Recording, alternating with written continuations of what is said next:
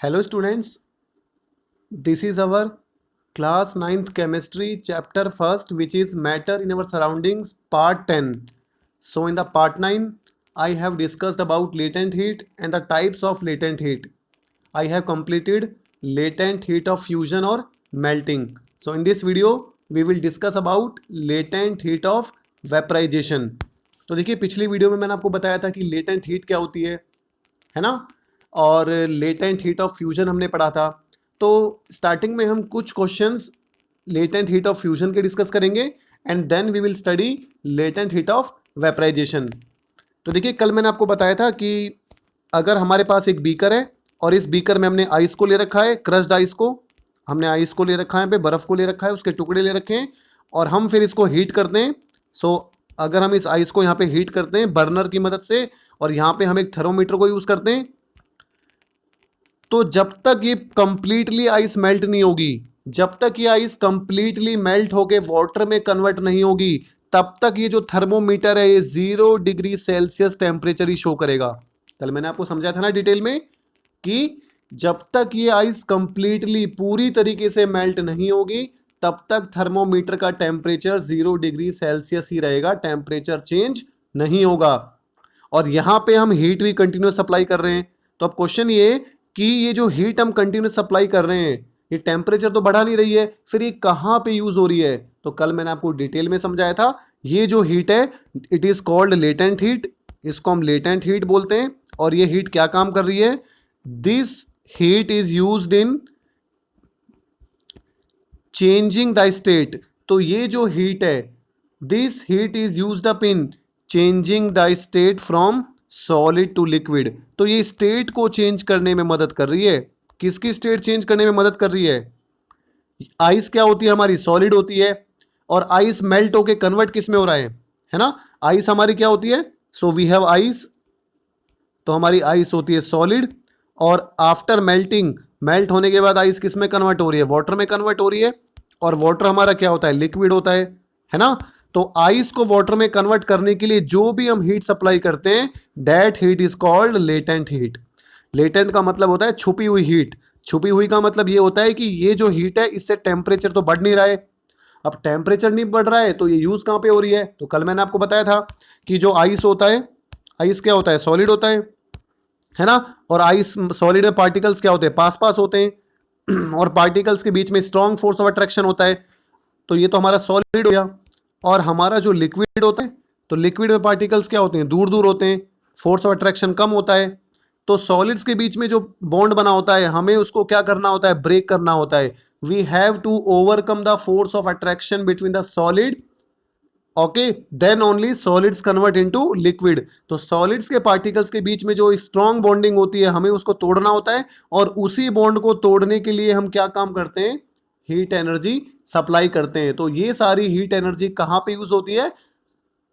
This heat energy is used up in overcoming the force of attraction between the particles in solid. और तब solid liquid में convert हो जाता है और तभी हमारा स्टेट का चेंज होता है। और this heat which we supplied to change the state is called latent heat. तो कल हमने समझा था, ओके। उसके बाद देखिए एक दो क्वेश्चंस हम डिस्कस करते हैं। Why the temperature of melting ice does not rise even though heat is being supplied continuously. ये मैंने आपको अभी समझाया है कि मेल्टिंग आइस का टेम्परेचर क्यों नहीं बढ़ता even we are continuously supplying heat. हम उसको कंटिन्यूअसली हीट सप्लाई कर रहे हैं, उस आइस को लगातार हीट सप्लाई कर रहे हैं, तब भी उसका टेम्परेचर 0 डिग्री सेल्सियस ही रहता है, उसका टेम्परेचर नहीं बढ़ता है। क्यों नहीं बढ़ता है? The heat which we supply to ice during melting. तो जो हीट हम आइस को सप्लाई कर रहे हैं मेल्टिंग के दौरान, वो सारी की सारी जो हीट है वो कहाँ पे यूज होती है? It is used up to overcome the force of attraction between the ice particle. तो आइस के पार्टिकल होते हैं, सॉलिड पार्टिकल होते हैं, इनके बीच में जो फोर्स ऑफ अट्रैक्शन होता है उसको ओवरकम करने के लिए, उसको खत्म करने के लिए, उसको कम करने के लिए ये हीट एनर्जी यूज होती है। So that they become somewhat loose. और जो पार्टिकल्स होते हैं वो समवट लूज हो जाते हैं, मतलब उनके बीच का फोर्स कमजोर हो जाता है, वो फोर्स खत्म हो जाता है, ठीक है ना। खत्म तो नहीं होता लेकिन कमजोर हो जाता है, कम हो जाता है एज कम्पेयर टू सॉलिड। और पार्टिकल लूज हो जाते हैं, दूर दूर हो जाते हैं एंड फॉर्म लिक्विड वाटर। और किस में कन्वर्ट हो जाते हैं? लिक्विड वाटर में। This heat does not increase the kinetic energy of particle. देखिए बहुत इंपॉर्टेंट चीज है, मैंने आपको कल भी समझाया था कि टेम्परेचर कब बढ़ता है, जब पार्टिकल्स की काइनेटिक एनर्जी बढ़ती है।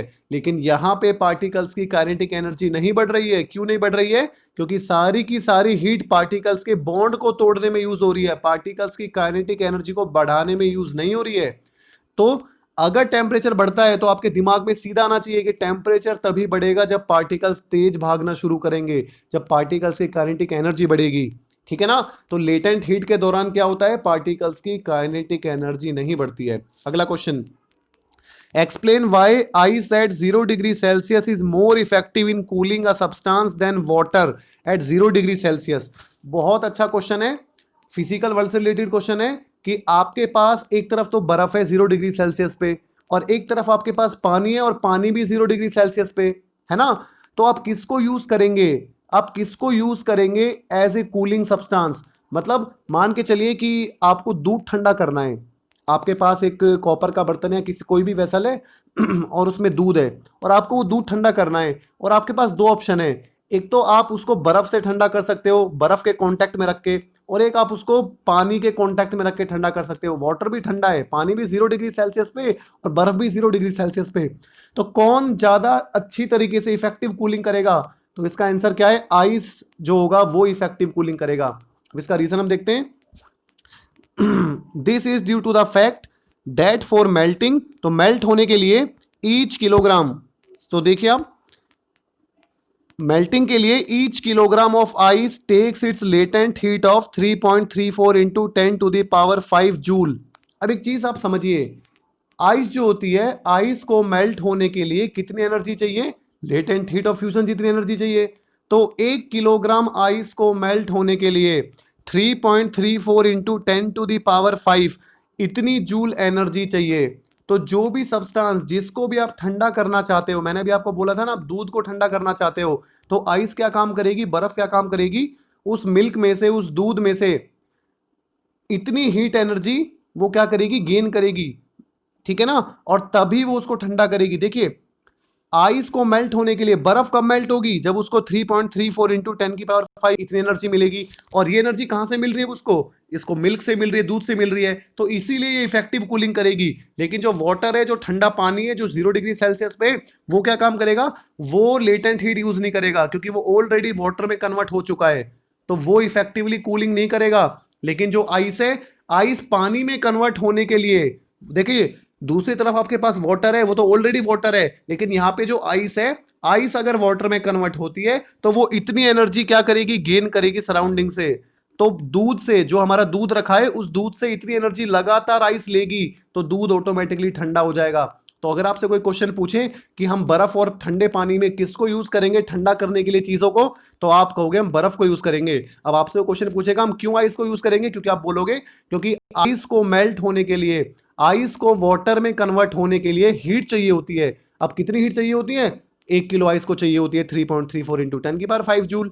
तो वो आइस जब वाटर में कन्वर्ट होगी तो इतनी हीट को लेके कन्वर्ट होगी, और जब ये हीट उसको मिलेगी तो सामने वाला सब्सटेंस हीट एनर्जी लूज कर देगा, तो ऑटोमेटिकली ठंडा हो जाएगा। समझ गए क्वेश्चंस को?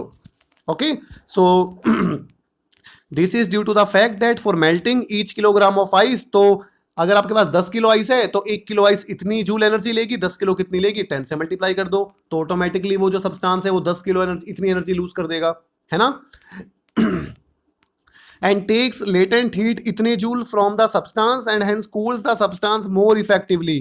तो जो आइस है वो ज्यादा इफेक्टिवली चीजों को हमारा क्या कर देगी, कूल कर देगी, because it takes 3.34 into 10 to the power 5 joules of energy from the substance itself. लेकिन जो वाटर है 0 डिग्री सेल्सियस पे जो पानी ले रखा है, वो इतनी एनर्जी नहीं लेगा, क्योंकि वो ऑलरेडी लिक्विड स्टेट में आ चुका है। ओके, तो हम आगे बढ़ते हैं और अब हम पढ़ते हैं latent heat of vaporization. So now we study about latent heat of vaporization. तो देखिए, the latent heat of vaporization of a liquid is the quantity of heat. तो latent heat of vaporization का मतलब क्या होता है? अभी मैंने आपको latent heat of fusion बताया था। फ्यूजन में क्या होता है? बर्फ से पानी में कन्वर्ट करने के लिए जो हीट हम सप्लाई करते हैं, है ना, सॉलिड से लिक्विड में चेंज होने के लिए जो हीट सप्लाई करते हैं, that is called latent heat of fusion. और लिक्विड से वेपर स्टेट में जाने के लिए जो हीट हम सप्लाई करते हैं, that is called latent heat of vaporization. देखिए नाम से पता लग रहा है वेपराइजेशन। वेपराइजेशन का मतलब क्या होता है? लिक्विड को वेपर में कन्वर्ट करना। लेटेंट हीट का मतलब क्या होता है? वो heat, the heat which we supplied to a liquid to change its state from liquid to vapour. तो वो हीट एनर्जी जो हम सप्लाई करते हैं to a substance to change it from liquid state to gaseous state और vapour state, that is called latent heat of vaporisation. अब एक चीज आप देखिए, मैंने आपको बताया था, मान के चलिए फिर आपके पास ये बीकर है, इसमें आपने पानी को ले रखा है, ठीक है ना, और यहाँ पे आपका फिर बर्नर है, और बर्नर से आप क्या कर रहे हो? उसको हीट सप्लाई कर रहे हो, गर्म कर रहे हो, ठीक है। तो हर मिनट में आप टेम्परेचर भी नोट कर रहे हो, या आपके पास थर्मोमीटर हो गया।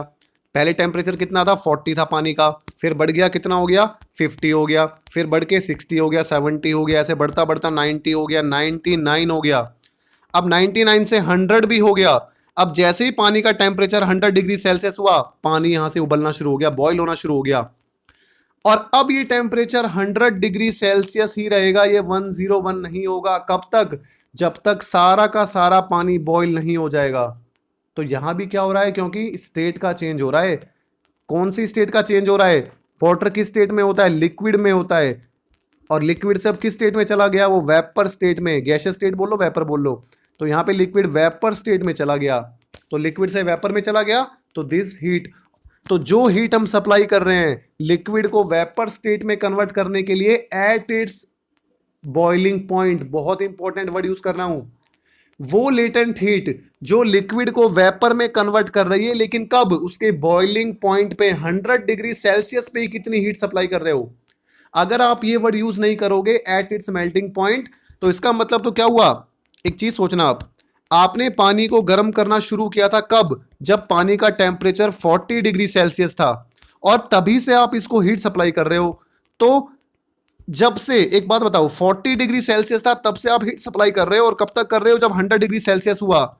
तो आप कहोगे कि मैंने इतनी ज्यादा हीट सप्लाई कर दी, क्या लेटेंट हीट होगी? नहीं, this is not latent heat. Latent heat का मतलब क्या होता है कि जब पानी का टेम्परेचर 100 डिग्री सेल्सियस होता है, उस टाइम जब ये वेपर में कन्वर्ट होता है, तो जब 100 डिग्री सेल्सियस पे लिक्विड से वेपर में कन्वर्ट होता है, उस टाइम जितनी हीट एनर्जी हम सप्लाई करते हैं बॉइलिंग पॉइंट के दौरान 100 डिग्री सेल्सियस के दरमियान जितनी हीट एनर्जी हम सप्लाई करते हैं, that heat energy is called latent heat. ठीक है ना, मतलब जैसे ही पानी का टेम्परेचर 100 होगा तब ये अपनी स्टेट चेंज करेगा, और उस टाइम जितनी हीट सप्लाई कर रहे हैं वो लेटेंट हीट कहलाएगी, उससे पहले वाली लेटेंट हीट नहीं कहलाएगी, क्योंकि उस टाइम स्टेट चेंज नहीं हुई है। आप समझ गए होंगे, ठीक है ना। अब फिर एक क्वेश्चन बनता है ऑटोमेटिकली कि ऐसा क्यों हो रहा है कि टेम्परेचर 100 डिग्री सेल्सियस है, so why does the temperature does not change even we are continuously supplying the heat. तो आंसर आपको पता है, यहां पे भी क्या हो रहा है, लिक्विड से किस में चेंज हो रहा है? गैसियस स्टेट में, है ना। यहां भी पानी पहले किस स्टेट में था? पानी पहले लिक्विड स्टेट में था, और किस में कन्वर्ट हो रहा है? वो गैसियस स्टेट में कन्वर्ट हो रहा है। लिक्विड के जो पार्टिकल्स होते हैं उनके बीच में जो फोर्स होता है वो क्या होता है? स्ट्रांग होता है, और गैस के जो पार्टिकल्स होते हैं उनके बीच में जो फोर्स होता है वो वीक होता है। तो अगर हमें लिक्विड से गैस में कन्वर्ट करना है, so we have to overcome these force of attraction between the liquid particles. तो लिक्विड पार्टिकल्स के बीच में जो फोर्स ऑफ अट्रैक्शन है हमें उसे खत्म करना पड़ेगा, तभी हम गैसियस स्टेट में जा सकते हैं। तो 100 डिग्री सेल्सियस टेम्परेचर होते ही जो हीट एनर्जी हम सप्लाई करते हैं वो सारी एनर्जी लिक्विड के पार्टिकल्स के बीच में जो फोर्स है इनको ब्रेक करने के लिए, इस फोर्स ऑफ अट्रैक्शन को ओवरकम करने के लिए, खत्म करने के लिए यूज हो जाती है। तो टेम्परेचर तो बढ़ेगा नहीं। अब टेम्परेचर क्यों नहीं बढ़ेगा? क्योंकि वो सारी की सारी हीट एनर्जी इन बॉन्ड को तोड़ने में यूज होती है, ना कि काइनेटिक एनर्जी को बढ़ाने में यूज होती है। ठीक है ना। जैसे जब स्टार्टिंग में टेम्परेचर 40 था, तो जब स्टार्टिंग में पानी का टेम्परेचर 40 था और आपने गर्म करना शुरू किया तो 40 से 50 हुआ, 50 से 60 हुआ, तो उस टाइम जो आप हीट एनर्जी सप्लाई कर रहे हैं वो कहां पे यूज हो रही है? पार्टिकल्स की काइनेटिक एनर्जी को बढ़ाने में यूज हो रही है, पार्टिकल्स की मूवमेंट को तेज करने में यूज हो रही है। That's why the temperature seems to be increase, है ना, सीज to be increase. The particle जो टेम्परेचर है वो बढ़ता हुआ दिखाई दे रहा है, लेकिन 100 पे नहीं दिखाई दे रहा, क्योंकि अब काइनेटिक एनर्जी नहीं बढ़ रही है। ठीक है ना, तो आपको ये ढंग से क्लियर हो गया होगा। अब इसके ऊपर भी एक क्वेश्चंस देखते हैं। तो मैंने आपको जो पढ़ा है सब यहीं पे है। The latent heat of vaporization, तो जो हमारी लेटेंट हीट ऑफ वेपराइजेशन होती है of a liquid is the quantity of heat in joules required to convert 1 kilogram of water. अब देखिए हमने ना यहाँ पे एक स्टैंडर्ड डेफिनेशन बना दी है, क्या बना दिया यहाँ पे हमने एक स्टैंडर्ड डेफिनेशन, वो हमें क्या बोलती है, देखिए बहुत ईजी है। सो हमने क्या काम करा, we have taken 1 kg water, हमने 1 किलो पानी लिया, कितना, 1 किलो पानी, हम ज्यादा भी ले सकते हैं कम भी ले सकते हैं, लेकिन एक डेफिनेशन को समझाने के लिए, एक एप्रोप्रिएट रेफरेंस लेने के लिए, देखो पानी तो आप कम भी ले सकते हो, 100 ग्राम भी ले सकते हो, और पानी आप ज्यादा भी ले सकते हो, लेकिन हम डेफिनेशन को बनाने के लिए हम 1 kg ले लेते हैं रेफरेंस के लिए, है ना, समझाने के लिए, for the sake of our convenience we have taken 1 kg water. तो 1 kg हमने पानी लिया और उस 1 kg पानी को हम हीट कर रहे हैं, और हीट करते करते क्या होगा, ये बॉईल होना शुरू हो जाएगा, है ना। तो 1 kg पानी को हम क्या कर रहे हैं, अल्टीमेटली बॉईल कर रहे हैं ना। तो हमने क्या काम करा, we have taken, yes, we have taken 1 kg water, हमने 1 किलो पानी को लिया और उस 1 किलो पानी को हमने क्या काम करा, बॉईल करा। और जब हमने 1 किलो पानी को बॉईल करा 100 डिग्री सेल्सियस पे, तो कितनी हीट हमें सप्लाई करनी होगी, 1 किलो पानी को बॉईल करने में कितनी हीट हमें सप्लाई करनी पड़ेगी, तो जितनी भी हीट हमें सप्लाई करनी पड़ेगी, that heat is called latent heat of vaporization. जैसे मैंने आपको यहां पे दिखा रखा है, देखिए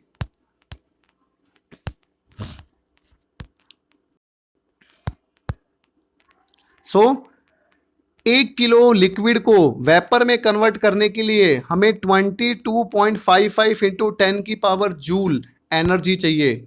ओके, कितनी, 22.55 इंटू 10 की power 5 joule per KG. Per KG का मतलब क्या होता है कि हर केजी वाटर को लिक्विड में, सो हर केजी लिक्विड को, आपने 1 किलो लिक्विड लिया, लिक्विड मतलब वाटर लिया, ठीक है, उस 1 किलो लिक्विड को आप किस में कन्वर्ट करना चाहते हो, वेपर में कन्वर्ट करना चाहते हो, तो कितनी हीट आपको सप्लाई करनी पड़ेगी, you have to supply this much of heat, 22.55 into 10 to the power 5, and this quantity of heat is called latent heat of vaporization, और इसी quantity of heat को हम latent heat of vaporization बोलते हैं।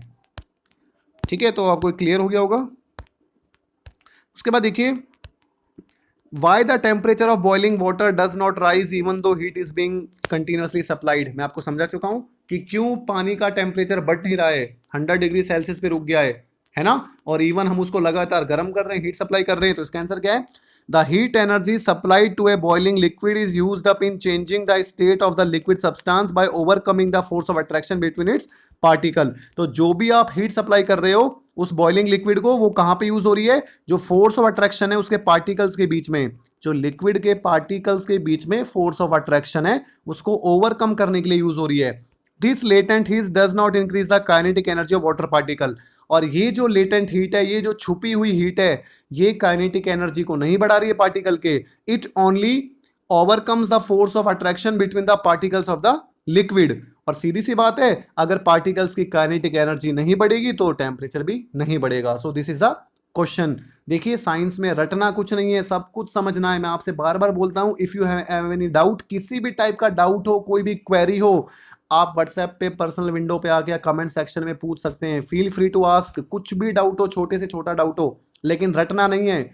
अगर आप कंसेप्ट को easily समझते हो तो आप क्वेश्चंस को याद करने की जरूरत नहीं होगी, आप अपनी लैंग्वेज में लिख सकते हो। और साइंस की एक टेक्निकल लैंग्वेज होती है, इट इज नॉट इंग्लिश। यहाँ पे has, have, been, was, were, preposition, article कुछ यूज नहीं करना आपको क्वेश्चन को समझना है और अपनी लैंग्वेज में लिख देना है, एक सेंस बना के। और इतनी इंग्लिश सबको आती है जो अपनी लैंग्वेज बना के लिख सकता है, ठीक है ना। So you have to understand the concept, आपको कंसेप्ट समझ आना चाहिए, फिर आप अपने आप बना के लिख सकते हो। ओके, तो रटने का कुछ नहीं है यहाँ पे। अगर मैं आपको 100 क्वेश्चन भी देता हूं तो वो भी आप ऑटोमेटिकली अपने आप लिख सकते हो, अगर आपको चीजें समझ आ गई तो। 2 क्वेश्चन और करते हैं हम इस टॉपिक के ऊपर। Explain why our hand feels very cold when we put a little of spirit at the back of our hand and wave it around. वो कह रहा है कि एक्सप्लेन करो कि हमारा जो हाथ है वो ठंडा महसूस होता है हमें अगर हम अपने हाथ पे स्पिरिट को, स्पिरिट मतलब क्या होता है, आप ये लगा लो अल्कोहलिक लिक्विड होता है, एक लिक्विड में अल्कोहल मिला दो, दैट इज कॉल्ड स्पिरिट। या फिर आपने सुना होगा पेट्रोल हो गया, है ना, परफ्यूम हो गया। तो ये जो होते हैं, इनको अगर आप अपने हाथ पे रखोगे और फिर उसको थोड़ा सा हाथ को हिलाओगे, वेव करोगे, तो ये सारा का सारा स्पिरिट हो गया या पेट्रोल हो गया, पहले तो ये इवेपोरेट हो जाएगा, है ना। आप अपनी हथेली पे जैसे ही अल्कोहल को रखोगे या स्पिरिट को रखोगे या पेट्रोल को रखोगे तो ये तुरंत की तुरंत इवेपोरेट हो जाता है। और फिर आपको अपना हाथ में बहुत ही ठंडक महसूस होती है। सबने सुना होगा, कईयों ने देखा भी होगा करके, है ना। अब ऐसा क्यों होता है, अब ध्यान से समझना। अभी मैंने आपको लेटेंट हीट ऑफ वेपराइजेशन बताया था, तो आपने जैसे ही अपने हाथ में, अपनी हथेली के ऊपर जैसे ही आपने स्पिरिट को रखा, तो रखने के बाद आपने उसको थोड़ा सा वेव किया, वेव करने के बाद क्या हुआ, वो इवेपोरेट हो गया। अब देखिए इवेपोरेट होने का मतलब क्या है कि पहले तो लिक्विड स्टेट में था, अब वेपर स्टेट में चला गया। तो इसका मतलब लिक्विड से वेपर में चला गया, मतलब स्टेट चेंज हो गई यहाँ पे। और स्टेट कब चेंज होती है, जब वो जो स्पिरिट है या जब वो पेट्रोल है उसको हीट मिलेगी। और कितनी हीट मिलेगी, लेटेंट हीट ऑफ वेपराइजेशन जितनी। अब वो हीट मिल कहां से रही है, वो हीट उसको हमारी हथेली से, हमारे हाथ से मिल रही है, जहां पे हमने उसको रख रखा है। दोबारा से सुनो, जो भी स्पिरिट या जो अल्कोहल हो गया या जो पेट्रोल हो गया, उसे जब अपने हाथ पे रखते हैं, तो हाथ पे रखने के बाद वो इवेपोरेट हो जाता है, वो वेपराइज हो जाता है, उसके वेपर बन जाते हैं। वो क्यों बन जाते हैं, क्योंकि हमारी हथेली से वो लेटेंट हीट ऑफ वेपराइजेशन इतनी हीट को ले लेता है, और लेने के बाद स्टेट चेंज हो जाती है, वो लिक्विड से वेपर स्टेट में चेंज हो जाता है। अब क्योंकि हमारे हाथ से उसने हीट को लिया है, तो हमारे हाथ ने क्या करा है, हीट एनर्जी को लूज किया है, तो इसीलिए हमारा हाथ हमें ठंडा महसूस होता है, because our hand loses heat energy. ठीक है ना। तो इसका आंसर क्या है, this is due to the fact that spirit needs latent heat of vaporization to change from liquid to vapour. तो ये किस लिए होता है, जो हमारी स्पिरिट होती है उसे लेटेंट हीट ऑफ वेपराइजेशन चाहिए होता है लिक्विड से वेपर में चेंज होने के लिए, है ना। और ये कहां से मिलता है, हमारे हाथ से मिलता है। The spirit takes latent heat of vaporization from our hand. तो वो जो स्पिरिट है वो एल्कोहलिक लिक्विड है, वो क्या काम करती है, हमारे हाथ से उस लेटेंट हीट को लेती है और हमें ठंडा महसूस होता है। So our hand loses heat, तो हमारा हाथ है वो हीट को लूज करता है और ठंडा हो जाता है। अगला क्वेश्चन देखिए, explain why the Burns, explain why the burns caused by steam are much more severe than those caused by boiling water। तो अगर हमारा हाथ एक तो गर्म पानी से जल रहा है और एक हमारा स्टीम से, वेपर से, भाप से जल रहा है, तो ज्यादा नुकसान कहां पे पहुंचेगा, तो ज्यादा नुकसान हमारे हाथ को तब पहुंचेगा जब हमारा जो हाथ है वो भाप से जल रहा है, जब वो स्टीम के कांटेक्ट में आ गया। कई बार आप देखते हो ना, जो पानी होता है, कई बार हमारे हाथ में गर्म पानी गिर जाता है तो हमारे हाथ पे बर्न्स हो जाते हैं, हाथ जल जाता है। और कई बार हमारे हाथ पे वेपर्स, जो स्टीम होती है, गरम गरम पानी की जो भाप होती है, वो हमारे हाथ पे आके कांटेक्ट में आ जाती है, हमारे हाथ पे लग जाती है ना।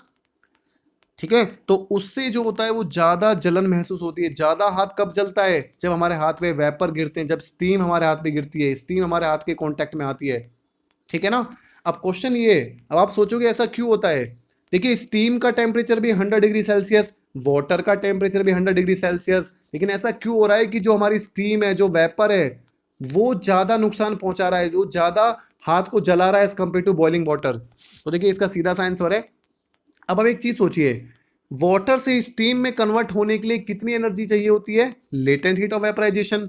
तो ज्यादा एनर्जी किसकी हुई, लिक्विड की हुई या फिर हमारी स्टीम की हुई।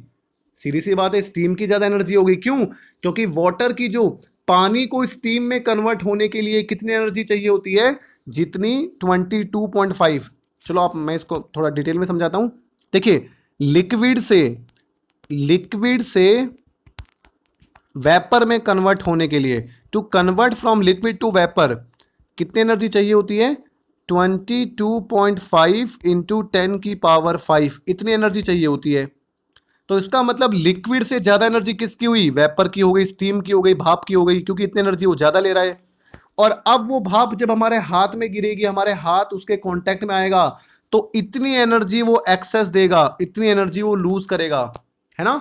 अगर आपका, देखिए स्टीम के कांटेक्ट में अगर आपका हाथ आया है ना, तो स्टीम जो होगी वो किस में कन्वर्ट होगी, वाटर में कन्वर्ट होगी। जैसे ही आपकी हथेली पे भाप लगी तो भाप पानी में कन्वर्ट होगी, और जब भाप पानी में कन्वर्ट होगी तो जितनी एनर्जी उसने पानी से भाप में कन्वर्ट होने के लिए ली थी, उतनी ही एनर्जी वो लूज करेगी जब वो वेपर से या स्टीम से वाटर में कन्वर्ट होगी। नहीं समझ आया, बहुत ईजी है, अब सोच के देखो। जब लिक्विड से, L फॉर लिक्विड और S फॉर स्टीम लगा लो, जब लिक्विड से स्टीम में कन्वर्ट हुआ था तो कितनी एनर्जी ली थी उसने, 22.5 इंटू 10⁵ इतनी हीट एनर्जी गेन की थी। और जब स्टीम से दोबारा लिक्विड में कन्वर्ट होगा तो जितनी एनर्जी गेन करी थी उतनी एनर्जी वो लूज करेगा।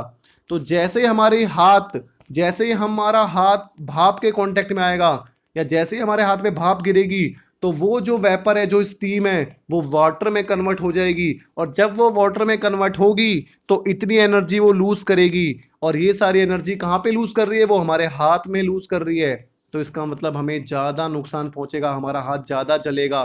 तो इसीलिए जो 100 डिग्री सेल्सियस पे पानी होता है, उससे ज्यादा सीवियर बर्न, उससे ज्यादा जलन, उससे ज्यादा कौन जलाएगा, स्टीम ज्यादा जलाएगी, क्योंकि स्टीम की ज्यादा एनर्जी होती है। और जितनी एनर्जी वो लेती है वाटर से स्टीम में कन्वर्ट होने के लिए, उतनी ही एनर्जी वो देती है जब वो स्टीम से वाटर में कन्वर्ट होती है। तो इस क्वेश्चन को आप पढ़ के देखना, जो मैंने समझाया ये सब वही लिख रखा है।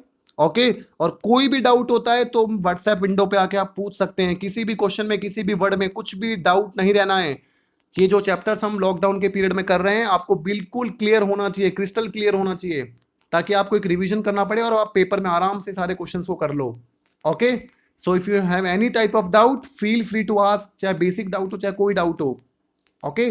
सो thanks for watching the video.